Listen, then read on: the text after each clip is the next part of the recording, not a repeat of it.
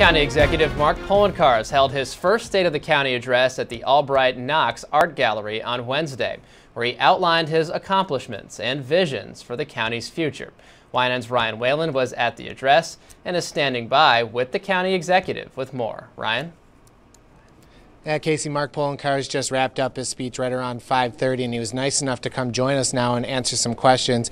Mark, you talked a lot about the people's mandate and culture and not running the county as a business. Were you trying to differentiate yourself from Chris Collins and the former administration? Well, I think I have differentiated myself during my first year in office by showing that what we stand for is truly representing the people of the community. We just do not represent taxpayers. We represent people, from the youngest and the oldest, who may not be taxpayers at that time of their life, but they need help and assistance.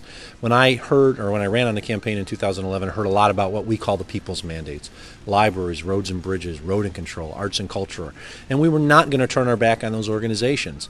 Yes, 90% of our budget is mandated, but the 10% that the public wants, we need to provide as effectively and efficiently as possible. And I talked about how we're going to get there in the future. It's not going to be easy.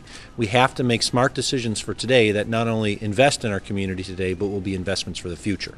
You do have some hard decisions to make as far as cuts to services to close budget gaps here. And you talked a little bit about that. You talked about having to make compromise.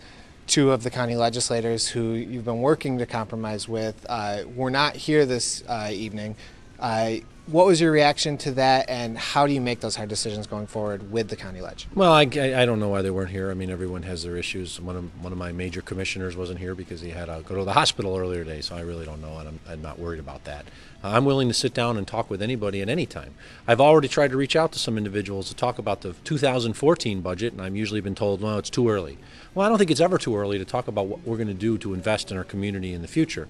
We've got significant multi-million-dollar budget holes for 2013. The Control Board agrees, and they noted there are big holes in the out years for 14, 15, and 16. You cannot just stick your head in the sand and hope it goes away, because that's what happened to create the red-green fiscal crisis of 2005, which was the worst fiscal crisis the county's ever seen. County leaders elected to do nothing until literally the car hit the wall in a crash. I'm not going to allow that to happen. I'm going to be demanding tough answers from individuals, whether they like to hear it or not. All right, thanks for joining us here today, Mark. My pleasure. We just wrapped up the county executive State of the County. A lot of talk of optimism, also a lot of talk of work left to do in the county. Back to you, Casey.